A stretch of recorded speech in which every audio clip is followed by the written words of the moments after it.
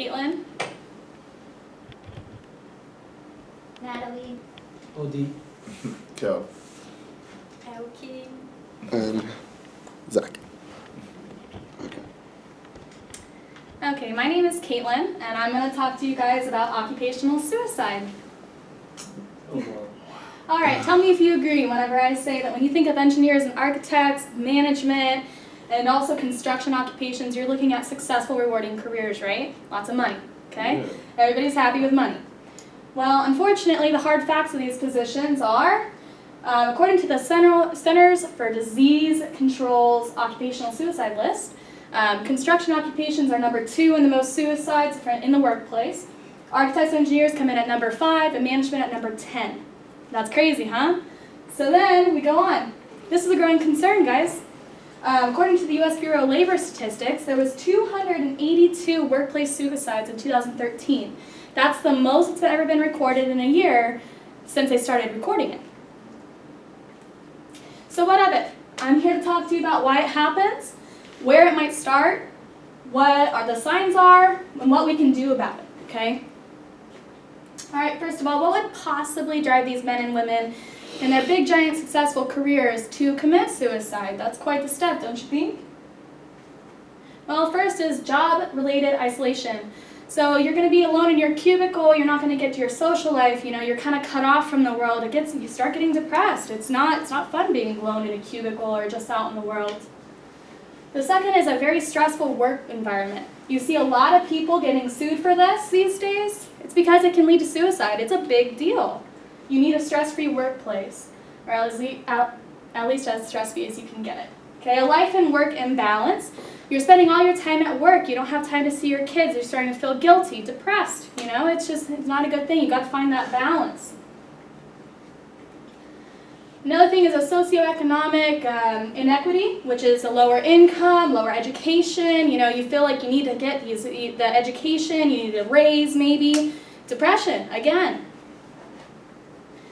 So more specifically, in your construction industry, lack of steady work, it's hard to find jobs. There's a lot of people in the construction industry. Exposure to chemicals, people have neurological disorders from these chemicals, leading to depression as well. Engineers and architects, it's a very, very highly competitive field. And also you're isolated because you're working alone for the most of the time, right? Then also management. We all know about that high-stress CEO, that big-time manager that just one day can't take it anymore, right? It's all part of the rat race mindset. We want to get away from that. Is it possible that this starts in, the student life? Probably so, right? It totally is, because we need to get our heads out of the sand. Our kids are struggling, students in high school, college, even elementary school. Check out these statistics. You're talking from 15 to 24, 25 to 34. The second leading cause of death in these age groups in 2015 was suicide. That's crazy. That's nuts. So, what are the signs for these kids and what are the causes? You're talking a lot, right? You have loss of your support group, stress, pressure, academic struggles. You have all kinds of stuff, anxiety, illness, depression. We have to watch these things. They're a big deal. All right, so now we know what happens in students as well as in the workplace, right? What are the signs? There's 2 different levels. The first is the immediate risk. These are the people that are going to be talking about wanting to kill themselves.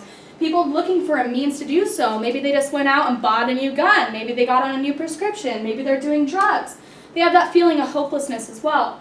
The second is a serious risk. These are your more common. You're talking about feeling trapped, unbearable pain, being a burden on others, like your friends and family.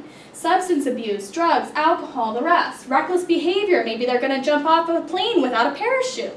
Sleepiness and sleeplessness. If you're sleeping all day and staying awake all night, that's not normal, is it? Unless you have a nighttime job.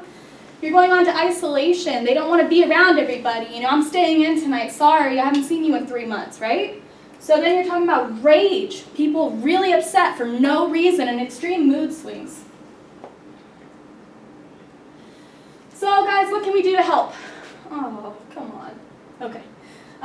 Carefully targeted suicide prevention initiative could be beneficial. This meaning if you put in a comprehensive plan, something like this, an approach to suicide in the workplace, at home, families, in your school, in your classroom, universities, Identify and insist, increase help seeking. A lot of people don't go and find help because they don't think they can, or they don't think it's cool, or whatever it is. We have to get these plans in motion. All right. So now that we have an information toolbox, everybody knows what I'm talking about, what's going on. Let's recap what we just learned. Workplace suicide. Why does it happen? Job isolation, stress, anxiety, depression, the rest. Where does it start? Well, we see that it starts in schools, right? What are the signs? We saw isolation, depression, all the rest. And how can we stop it? By putting together a comprehensive method to stop it. We have to fight, guys. We need these students and these professionals in our lives for stability. So now I'd like for everybody, ladies and gentlemen, to take your right hand or your left hand, put it over your heart and feel that. You feel that beat? That's because you have a purpose. We all do. So let's spread the message and live on. I'm done. Everybody's still here? So then, All right, we're all set. Thank you guys so much. Appreciate it.